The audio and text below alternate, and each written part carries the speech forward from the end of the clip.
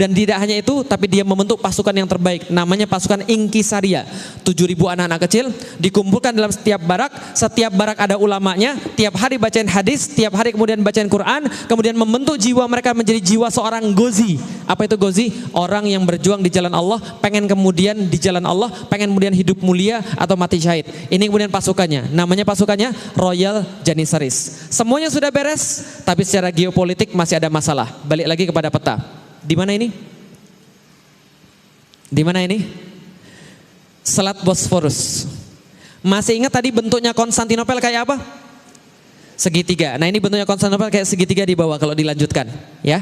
Nah, Muhammad Al-Fatih bilang begini, kenapa kita tidak bisa menaklukkan Konstantinopel? Karena dari dulu Selat Bosphorus nggak pernah kita kendalikan. Makanya bala tentara datang dari sini, bala bantuan mereka datang dari sini, dan kita nggak bisa kontrol. Lalu gimana caranya biar bisa kita kontrol? Selat Bosphorus harus ditutup. Gimana caranya?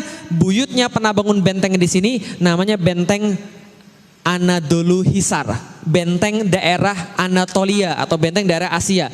Muhammad Al-Fatih pengen bangun benteng di depannya, namanya benteng Rumeli Hisar, benteng daerah Romawi. Ketahuan sama Raja Konstantinopel, Raja Konstantinopel bikin surat, woi kamu ini anak siapa? Kamu tahu nggak, dulu sultan-sultan sebelum kamu ketika dia pengen membangun sesuatu, maka dia minta izin kepada kami sebagaimana seorang anak minta izin pada bapaknya. Lu sudah bikin benteng di tanah orang, nggak pakai izin pula. Al-Fatih balas suratnya, saya kasih tahu, tempatmu adalah Konstantinopel yang engkau lindungi dengan pagar-pagarmu saja. Selain itu bukan tempat siapapun. Kalau aku ingin bangun benteng di sana, maka itu urusan saya, itu urusanku. Dan kalau engkau berbicara tentang sultan-sultan sebelum aku yang membangun itu, maka ketahuilah sultan yang sekarang berbeda dengan sultan yang kemarin. Yang tidak bisa mereka lakukan akan saya lakukan, yang tidak bisa mereka selesaikan akan saya selesaikan. Dan kalau kamu utus kemari lagi orang-orang yang ingin kemudian menghadang pembangunan benteng ini, saya yakinkan kepada engkau mereka tidak akan pulang dalam keadaan hidup. Diancam, gak berani lagi datang. Lalu kemudian dilanjutkan pembangunannya. Ini bentengnya ibu sekalian, Rumeli Hisari, Anadolu Hisar, punyanya buyutnya, ini punyanya dia. Bagaimana kenyataannya? Ini kenyataannya. Anadolu Hisar 25 meter tingginya, ini mobil bila dibandingkan dengan bentengnya gede. Lah kenapa? Lihat nih, masuk pintu masuk mau ke WC itu harus naik angkot dulu Bapak Ibu sekalian. Jadi kira-kira begitu. Ini gede sekali. Punyanya Muhammad Al-Fatih lebih gede lagi. Ini punyanya Muhammad Al-Fatih. 30.000 meter persegi. 30.000 meter persegi dengan 7 menara-menara raksasa, selesai dalam waktu 4 bulan. Berapa lama? 4 bulan. Ciri-ciri orang serius kerjanya cepat. Jelas sampai di sini? Kalau dia nggak serius, kerjanya lambat dan banyak alasan. Jelas sampai di sini? Oke, Muhammad Al-Fatih bangun tembok ini, bangun kemudian seluruh benteng ini dalam waktu 4 bulan dengan 5.000 pekerja. Setelah selesai sampai di sini, anak muda masih punya masalah. Apa masalahnya? Nih, legenda yang nggak pernah jebol selama 1123 tahun. Namanya tembok Konstantinopel. Lah kenapa nggak pernah jebol? 18 meter bro, 18 meter itu tingginya kayak gedung lantai 6 kayak sekarang. Lah kalau ada artis, kira-kira artisnya kayak begini. Kelihatan ibu-ibu? Nah, ini artisnya nih. Dibandingkan bentengnya, gede banget kan bentengnya? Dan gak hanya gede 18 meter, tapi 3 lapis. Lapis pertama, kolam, parit. Lebarnya 20 meter, dalamnya 10 meter. Kalau Anda mau nyerang Konstantinopel pakai kuda, kuda berhenti di sini, mohon maaf, gak bisa lewat lagi. Kalau Anda pengen berenang, Anda dipanah dari sini. Tapi taruhlah batu aki Anda kuat, kebel gitu ya. Nah, Anda dipanah kebel, nggak mampu, nggak mempan. Anda manjat bunuh penjaganya, dipanah lagi dari sini. Dipanah, lempar batu, lempar minyak, dibakar gitu ya. Tapi kalau Anda kuat lagi, Anda mau manjat, boleh. Tingginya 8 meter, tebalnya sekitar 3 meter. Anda sampai di atas, berantem lagi, lempar batu, lempar panah, bakar. Jelas ya? Anda kemudian mau manjat lagi, oh boleh, ini 12 meter. 12 meter, tebalnya sekitar 5 meter. Kalau menurut Anda, kalau Anda jadi Muhammad Al-Fatih, gimana caranya biar bisa menaklukkan tembok Konstantinopel? Gimana caranya? Oh, sogok aja yang pegang pintu. Oh sorry, mohon maaf, ini nggak bisa disogok. Gimana caranya? Gimana caranya? Pakai meriam. Meriam nggak ada yang bisa menjebol tembok 3 meter tebal sama 5 meter tebal. Gimana lagi caranya? Hah? Lewat bawah. Ide yang bagus. Gali tanah lewat bawah, sampai ke atas, di sini nanti kita bisa keluar. Ide yang bagus. Tapi orang Konstantinopel sudah lebih jenius. Mereka pasang di sini baskom air 1 meter 1 baskom, diisi air. Jadi kalau ada yang gali di bawah, getar. Dia tahu arahnya kemana. Dia buat lubang counter attack, disiram timber, disiram kemudian ter, dibakar di bawah. Bukan usul yang bagus lagi. Terus gimana caranya lagi? Naik pesawat. Belum ada pesawat, Mas. Terus gimana caranya lagi? Ya udah Ustaz, kalau gitu kita istighosa saja Ustaz. Lebih gak menang-menang, paham teman sekalian. Maka Al-Fatih tahu kalau cara-cara yang sudah dibuat gak berhasil, maka dia harus buat cara yang baru. Gimana caranya? Dia gak tahu. Yang dia paham, wa may yattaqillah yaj'alhu makhrajan. Kalau bertawakal pada Allah, Allah kasih jalan keluar. Betul, pucuk dicinta, ulam tiba. Suatu hari ada seorang seniman senjata namanya Orban. Orban ini berkebangsaan Hungaria, beragama Kristen, datang kepada Kaisar Konstantinopel karena kesamaan agama. Lalu dia bilang pada Kaisar, Kaisar, saya punya senjata, mau bikin atau tidak? Kaisarnya lihat, bagus juga senjata lo. Bikinnya berapa? Bikinnya segini, alat-alatnya segini, semua medianya begini. Kaisar bilang, kita lagi nggak ada duit bro, gini saja, setahun kamu tinggal di sini, kamu gak usah pergi kemana-mana. Nanti kalau kami sudah bisa kumpulkan uang, nanti kami buat senjatanya. Setahun dia tinggal di Konstantinopel, nggak dibuat-buat senjatanya. Namanya ahli senjata, nggak punya ideologi. Yang penting siapa yang bisa buat senjatanya. Datang dia ke tempat Muhammad Al-Fatih, nawarin rancang senjata. Bos, saya pengen buat senjata. Kalau pengen buat senjata, saya punya senjata baru. Al-Fatih katakan, lewat kemudian sekretaris yang nyatetnya, kata-katanya begini. Bisakah engkau membuat sebuah senjata yang bisa melontarkan proyektil sebesar ini? Pakai tangan, proyektil sebesar ini. Muhammad Al-Fatih ahli fisika. Dia sudah tahu kalau ada proyektil sebesar ini, berarti rumusnya I sama dengan M kali A. Impact sama dengan massa kali percepatan. Kalau ada massa sebesar ini, bisa dilempar sama proyektil, itu pecah. Orban ahli fisika juga. Dia mikir, kalau ada meriam yang bisa nembak sebesar itu, berarti tembok bakal pecah juga. Dia bertanya dengan hati-hati, mohon maaf Sultan, apakah Sultan berkehendak untuk menghancurkan tembok Konstantinopel? Muhammad Al-Fatih jawab, kalau iya kenapa? Orban menjawab lagi, kalau iya kebetulan. Wah ibu sekalian, saya sudah tahu tentang sudut-sudutnya, saya bisa buat senjata seperti itu. Dibuatlah senjata Orban, ini rancang senjatanya disebut dengan The Great Turkish Bombard, yang panjangnya 5,2 meter, kalibernya 0,7 meter, beratnya 18,2 ton. Paham teman-teman sekalian? Ini kemudian rancang senjatanya, jarak tembaknya 1,6 km, sekali muntah 682 kg batu. Paham teman-teman sekalian? Dibuat senjata ini, dites oleh Orban, 2 meter nyungsep di bawah tanah. Al-Fatih bilang, bagus, saya senang sekali. Tapi masih ada yang kurang ini. Apa kurangnya? Kurang gede, buat yang 2 kali lipat. Lu gimana caranya? Terserahkan kamu seniman senjatanya.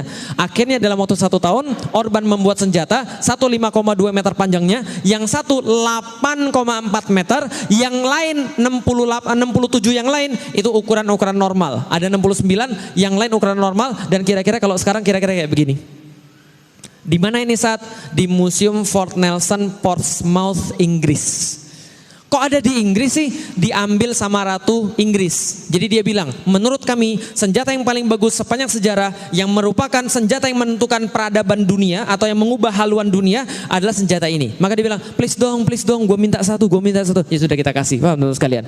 Nanti kalau dia sudah bosan kita bawa balik lagi ya. Oke, nah ini kemudian meriamnya yang tadi, kalau ada artisnya, kira-kira artisnya kayak begini. Nah ini artisnya ini. Kok ada artis terus Ustaz? Itu pesan sponsor, paham ibu sekalian. Oke, ini sudah selesai semua. Akhirnya kemudian hari yang terjanji lalu kemudian dilakukan. 6 April 1453 Muhammad Al-Fatih menyerang Konstantinopel setelah persiapan lewat 3 arah. Dari sebelah selatan lewat Laut Marmara, dari sebelah timur masuk kepada Teluk Tanduk Mas, lalu menyerang dari sebelah utara, dari sebelah barat lewat tembok Konstantinopel. Tembok yang tadi 3 lapis, masih ingat? Masih ingat? Panjangnya bukan 100-200 meter, panjangnya 7,5 kilometer. Dari ujung sampai ke ujung ini yang merah di luar ini. 7,5 kilometer. Berapa panjang? 7,5 kilometer. Dari Cawang sampai ke Semanggi, paham ya? 7,5 kilometer panjangnya. Dan itu 3 lapis. Lalu kemudian pasukannya. Nih pasukannya. 400 kapal dibuat dalam waktu singkat untuk menembus dari sebelah lautan. Kapal-kapal kecil dibuat untuk menembus Teluk Tanduk Emas. Dan total 250.000 pasukan menyerang Konstantinopel dari sebelah daratan. Dan mereka jalan dari Edirne menuju kepada Konstantinopel. Dan mereka cerita mereka berjalan dalam waktu 2 bulan. Dan mereka kisahkan dalam bukunya. Apa kemudian kisah mereka?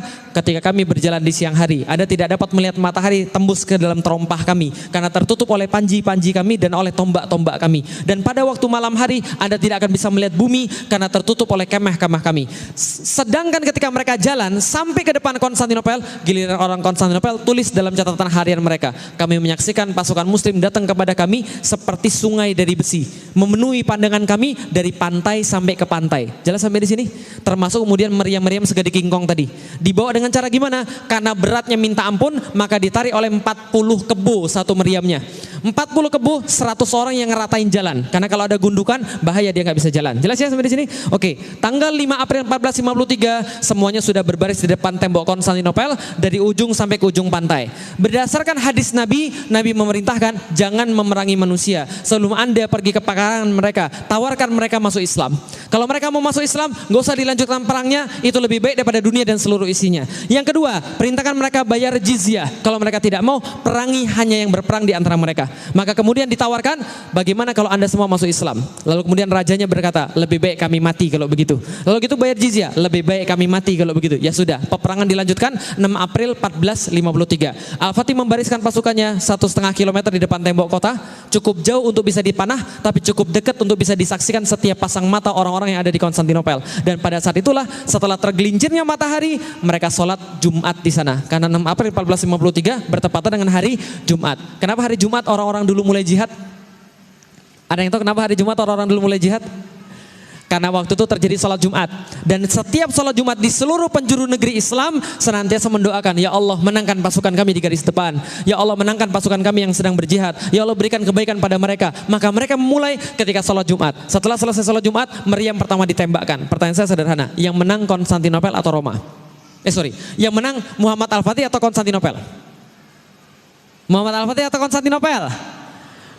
Pengennya, tapi ternyata kejadiannya adalah kalah total. Pasukan lautnya kalah total. 400 kapal dihabisi 27 kapal saja. Kok bisa? Karena mereka masih memegang teknologi kapal yang paling bagus. Teknologi kapal yang paling bagus adanya di Genoa, Venezia, Italia. Maka mereka buat kapal 10-14 kali lipat lebih besar daripada kapal-kapal kita. Kalah habis di lautan. Bagaimana dengan sebelah timur? Diganti dengan rantai segede kingkong. Kapal-kapal nggak bisa lewat. Jelas ya? Jadi ditutupi dengan rantai segede kingkong, kapal-kapal nggak bisa lewat. Bagaimana dengan sebelah barat? Meriam ditembakkan satu demi satu.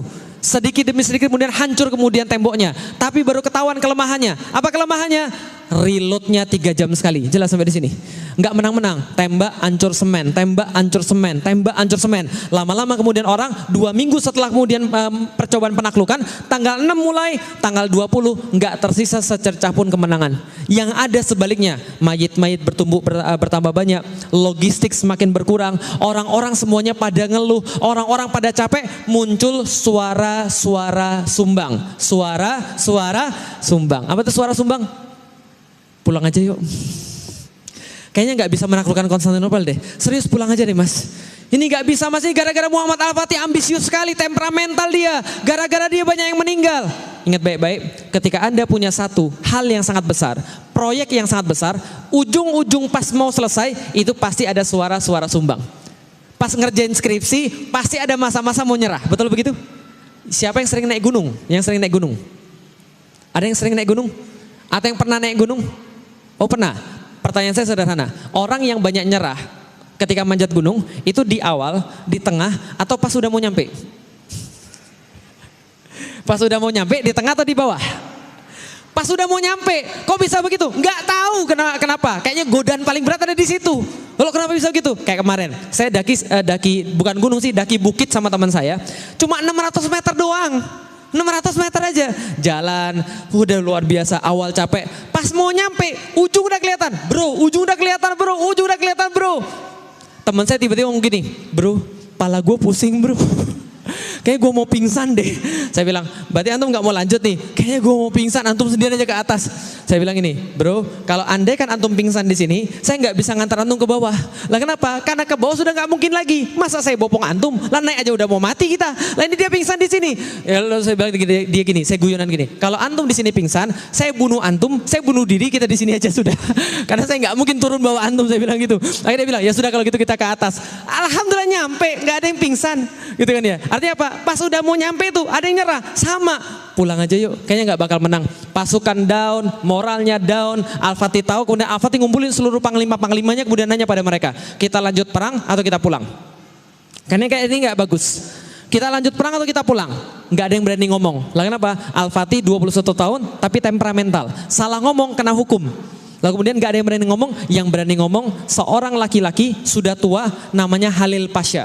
Dia seorang penasihat dari zaman bapaknya Muhammad Al-Fatih. Lalu kemudian dia bilang begini, wahai Muhammad, saya lihat kamu dari kecil, lahir saya tahu. Tumbuh besar jadi seorang panglima hebat, keren luar biasa. Dan sekarang tidak ada yang bisa untuk kemudian mengeluarkan kemampuan terbesar, menaklukkan Konstantinopel kecuali engkau. Tapi dari tadi saya nih ngelihat kamu tuh keras kepala, sombong. Kamu tuh nggak bakal berhasil kalau begini. Udah pulang aja dulu. Lebih baik kita terima daripada mereka uang, daripada kita melanjutkan begini. Ke belakang ternyata sudah diketahui Halil Pasha disogok sama Konstantinopel. Al-Fatih nggak suka dengar kata-kata begini. Kemudian sebelum selesai kemudian Halil Pasha ngomong, meja dibanting. Jedar! Seorang mu'alaf namanya Zaganos Pasha. Zaganos Pasha bilang, jangan dengarkan kata-kata dia. Sesungguhnya dia ingin memadamkan semangat dari dalam diri kita. Ingat baik-baik, saat kita pergi ke sini, yang kita inginkan bukan untuk kembali, tapi yang kita inginkan adalah salah satu di antara dua, hidup mulia atau mati syahid. Dan saya tidak mau kita takluk di bawah reruntuhan batu-batu ini, atau di bawah kemudian tumpukan batu-batu ini. Kerahkan tekanan, tingkatkan serangan, Allah bersama kita insya Allah. Lanjut atau pulang? Lanjut atau pulang? Kalau gitu kita juga lanjut. Oke, kalau gitu masalahnya masih ada. Apa masalahnya? Di sini rantai segede King Kong, nggak bisa lewat. Di sini pasukan laut nggak bakal menang. Di sini temboknya sangat kuat sekali. Maka salah satu penasihatnya bilang begini, Pak, rahasianya di sini Pak. Andai saja kita bisa masuk ke dalam Teluk Tanduk Mas, lalu kemudian bisa membombardir mereka dari sebelah utara, maka pasukan yang ada di sebelah barat, pasukan bertahan, tidak akan bisa mereparasi dinding seperti cepatnya sekarang. Berarti kita bisa bisa tembus temboknya. Kalau andai kan kita bisa masuk sini, tapi masalahnya ada apa di situ? Ada masalah apa di situ? Rantai segede King Kong. Bapak Ibu sekalian, gimana caranya supaya bisa masuk ke dalam? Oh, loncat, bukan lumba-lumba Bapak Ibu sekalian. Terus gimana caranya? Potong rantainya segede-gede begini, nggak bisa dipotong. Tabrak pakai kapal yang kandas. Gimana caranya? Pulang aja. Al-Fatih bilang, ketika pasukannya nggak ada lagi ide, Al-Fatih bilang gini, tenang, semua yang Allah berikan masalah, Allah pasti berikan solusinya. Dan saya sudah mikirin ini dari semalam. Sudah mikirin dari semalam? Sudah. Gimana caranya? Tenang, caranya gampang. Caranya begini, kita kan punya kapal. Kapalnya kita parkirkan dulu di Galata. Setelah kapalnya kita parkirkan di Galata, kapalnya kita angkat. Setelah kapalnya kita angkat, kita balikin lagi ke lautan. Gampang kan? Sekarang kapal kita sudah ada di lautan. Pasukannya bilang, betul juga ya, kenapa saya nggak kepikir dari tadi ya?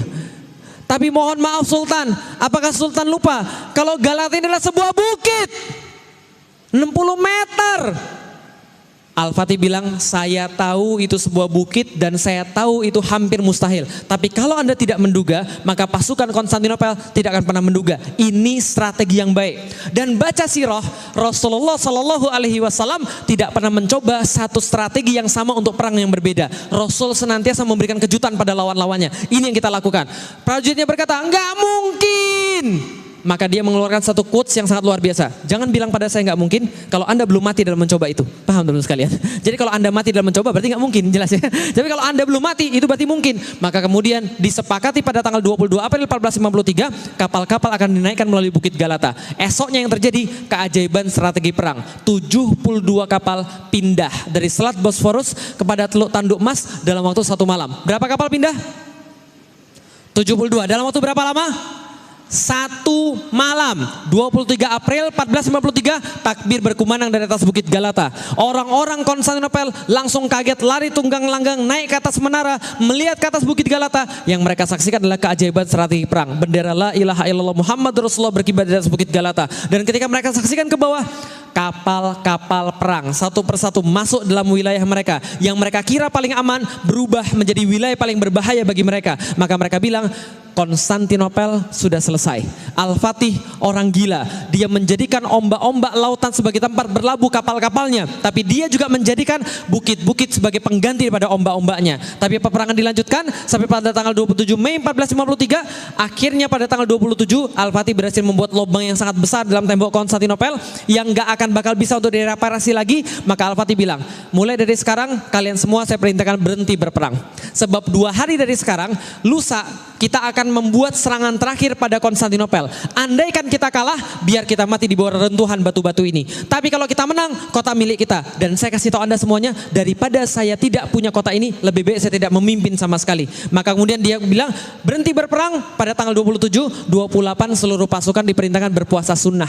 Berpuasa sunnah untuk serangan terakhir pada tanggal 29. 28 dari subuh sampai maghrib semua pasukan berpuasa sunnah. Mereka menyiapkan diri kemudian dengan membaca Al-Quran, dengar kemudian nasihat para ulama. Ulama-ulama datang lalu mengatakan, dulu Abu Ayyub Al-Ansori rumahnya senantiasa disinggahi oleh Rasulullah. Sekarang Abu Ayyub senantiasa singgah ke Konstantinopel dan dimakamkan di sini. Apakah Anda tidak mau mendapatkan kemuliaan yang sama? Maka semuanya kemudian bersemangat. Pada tanggal 29 Mei 1453 jam 1 dini hari Al-Fatih memimpin mereka untuk bertahajud. Setelah selesai bertahajud, kemudian bangun, kemudian setelah bangun daripada sujud, selesai tahajud, jam 2 dini hari Al-Fatih berkhutbah pada mereka dengan sebuah khutbah yang masih kita kenal dengan sampai dengan sekarang. Apa khutbahnya? Seandainya penaklukan kota Konstantinopel sukses, maka sabda Rasul telah menjadi kenyataan. Dan salah satu mujizatnya akan kelak segera terbukti. Maka kita menjadi bagian daripada apa yang menjadi janji daripada hadis ini, yaitu kemuliaan dan penghargaan. Oleh karena itu sampaikan pada pasukan satu persatu kemenangan besar yang kelak akan kita capai, menambah ketinggian dan kemuliaan Islam. Untuk itu sampaikan pada setiap pasukan, wajib bagi setiap pasukan jangan sampai bermaksiat. Setiap pasukan jadikan syariat selalu di depan mata dia. Jangan sampai maksiat. Kenapa? Karena Al-Fatih tahu persis penyebab kemenangan adalah Allah Subhanahu wa taala. Dan Allah tidak akan kasih kemenangan pada orang-orang yang bermaksiat. Jelas sampai di sini? Jangan maksiat. Kalau Allah kemudian melihat Anda bermaksiat, Allah tunda kemenangannya. Jangan maksiat. Nanti kalau mereka kemudian berperang, jangan mengusik tempat-tempat ibadah, jangan mengusik gereja, jangan mengusik para pendeta, jangan ganggu wanita, jangan ganggu anak-anak, berperang atas nama Allah. Jam 2 kemudian diatur strateginya. Bagaimana strateginya? Dibagi 3 pasukan. Pertama pasukan Azab, kedua pasukan Sipahi, ketiga pasukan Ingkisari yang tadi. Azab itu pasukan apa? Dalam bahasa Indonesia, Azab artinya jomblo. Jelas sampai di sini? Yang jomblo angkat tangan? Yang jomblo angkat tangan? Nggak ada jomblo. Saya lihat wajah-wajah banyak jomblo.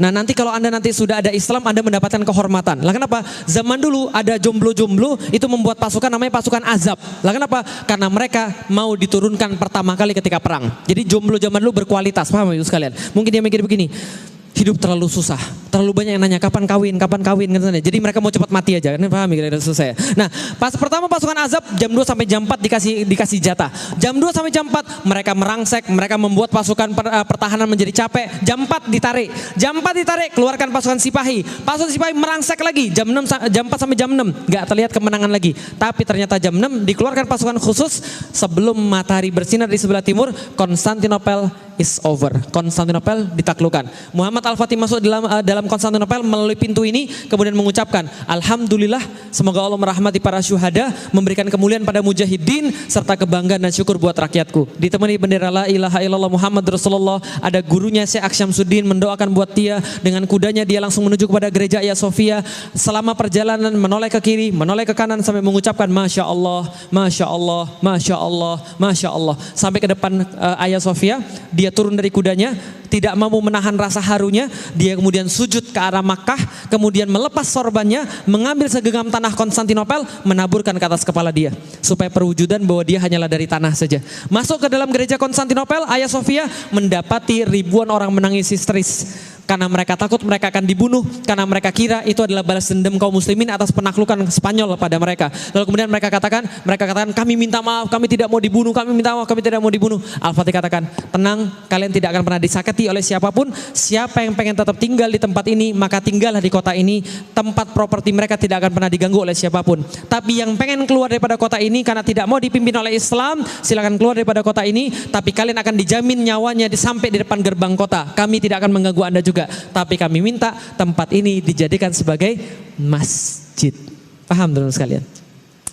Tempat paling indah di dunia, tempat paling megah di dunia, tempat paling besar di dunia jadi masjid. Hari itu juga Al-Fatih mengatakan, siapa yang mau kemudian untuk membersihkan, silakan bersihkan masjid ini. Tapi siapa yang mengganggu tempat ini, dia berurusan dengan saya. Pasukan-pasukan dikerahkan, bersihin Hagia Sophia. Berhala-berhala dikeluarkan untuk kemudian menjamin tempat ini sebagai masjid. Gambar-gambar yang gak bagus kemudian dihapus, ditimpa pakai tanah liat, kemudian dicat dengan bagus.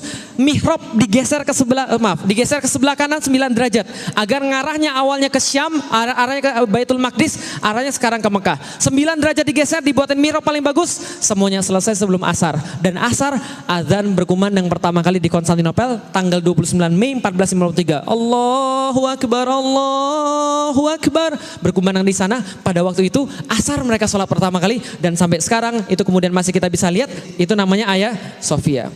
Baik, 11.36, alhamdulillah. Sebentar lagi ya. Baik, kalau gitu kita lihat. Apa intinya teman-teman sekalian? Ini inti materinya. Tadi cuma pendahuluan, ini inti materinya. Apa inti materinya? Nih inti materinya. Lihat baik-baik.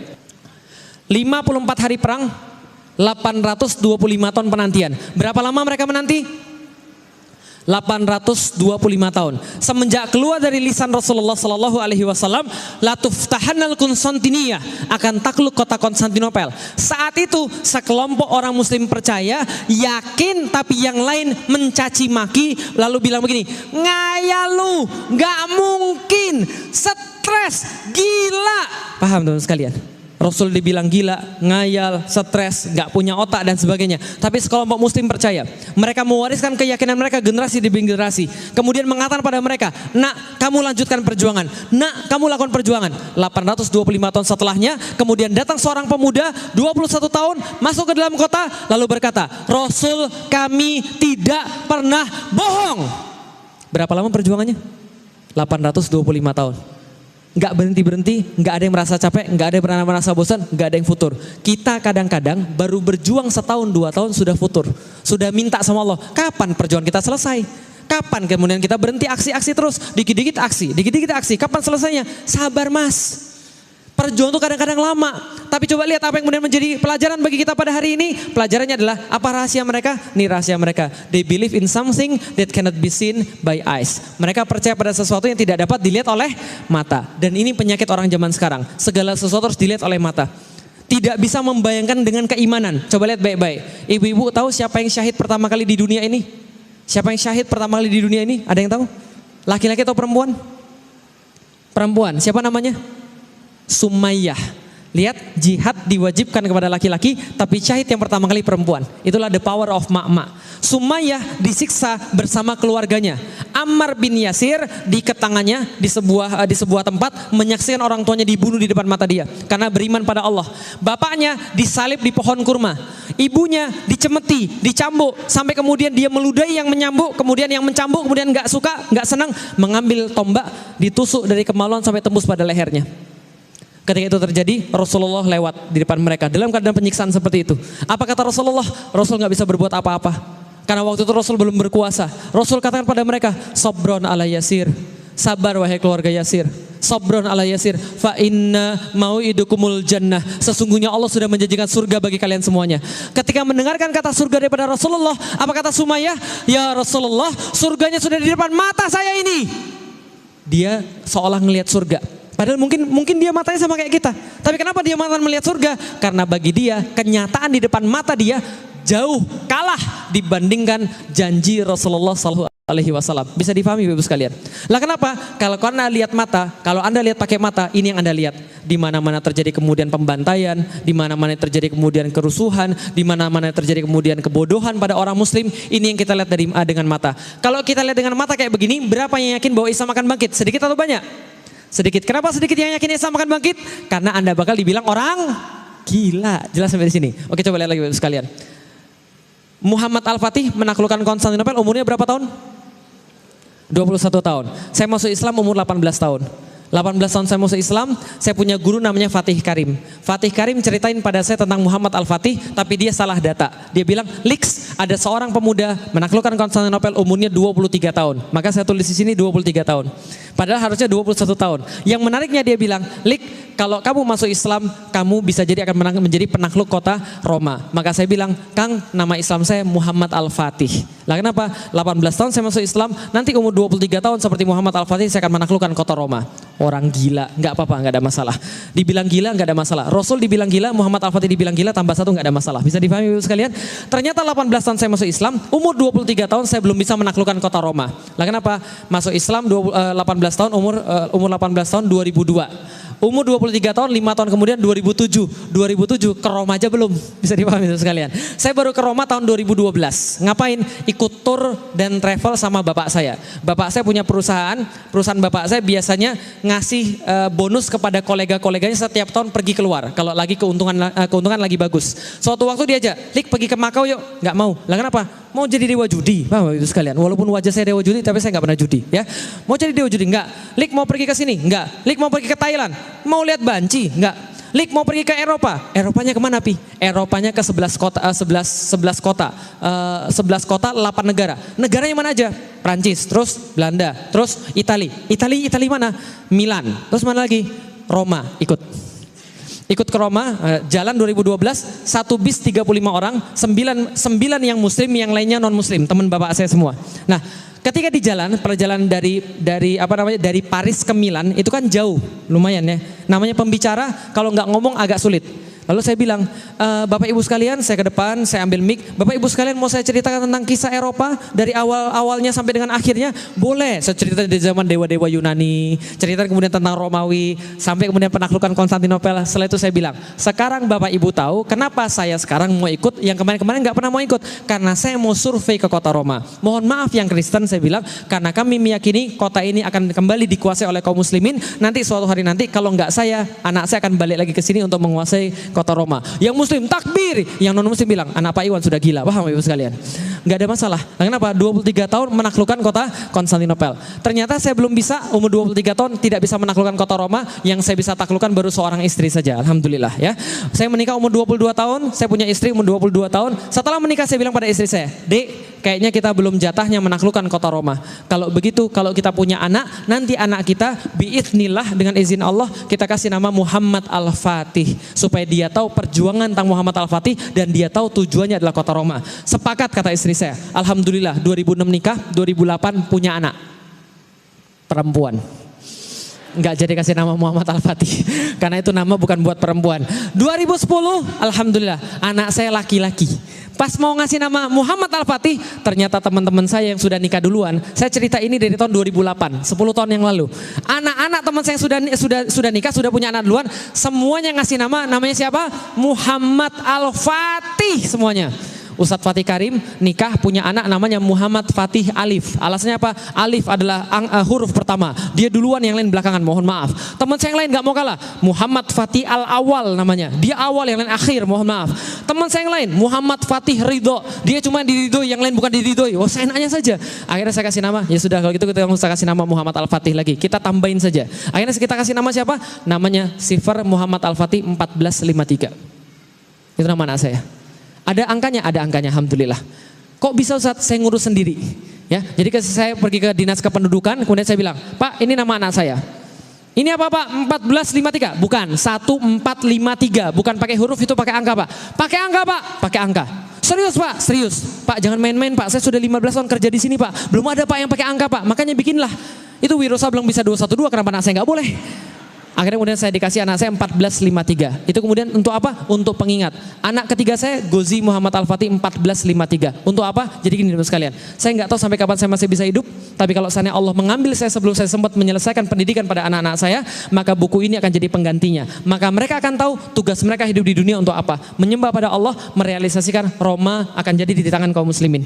Teman-teman sekalian, mungkin 1453 Anda nggak kira apa-apa. Tapi bagi saya dan bagi sebagian besar orang yang paham 1453 ini angka yang sangat luar biasa. Contoh, yang suka bola angkat tangan, yang suka bola. Tahu Galatasaray? Tahu Panathinaikos? Itu di tahun berapa? Itu ada Piala UEFA antara Panathinaikos sama Galatasaray. Turki Galatasaray. Ini ceritanya orang Turki. Sedangkan Konstantinopel itu orang Yunani. Mereka bawa ini dalam masalah nasionalisme chauvinistik, kira-kira begitulah. Tapi kira-kira bisa diambil pelajarannya. Lihat ya. Galatasaray vs Panathinaikos di kandang Panathinaikos.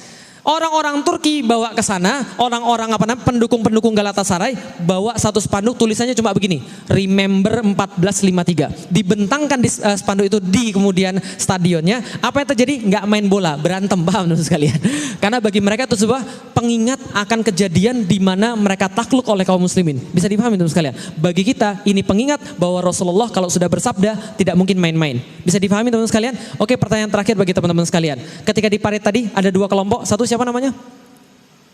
Yang benar-benar beriman. Yang kedua, Yahudi yang terpaksa. Lihat, Yahudi yang terpaksa dengar bisyarah, dia kemudian ketawa, dia bilang gak mungkin, Anda gila. Yang yakin, yang benar-benar beriman, yakin berusaha sebaik-baiknya merealisasikan. Pertanyaan saya, mau jadi yang mana? Yang benar-benar beriman atau Yahudi yang terpaksa? Yang benar-benar beriman atau Yahudi yang terpaksa? Yakin Roma takluk? Yakin Roma takluk? Takbir. Baik, terima kasih.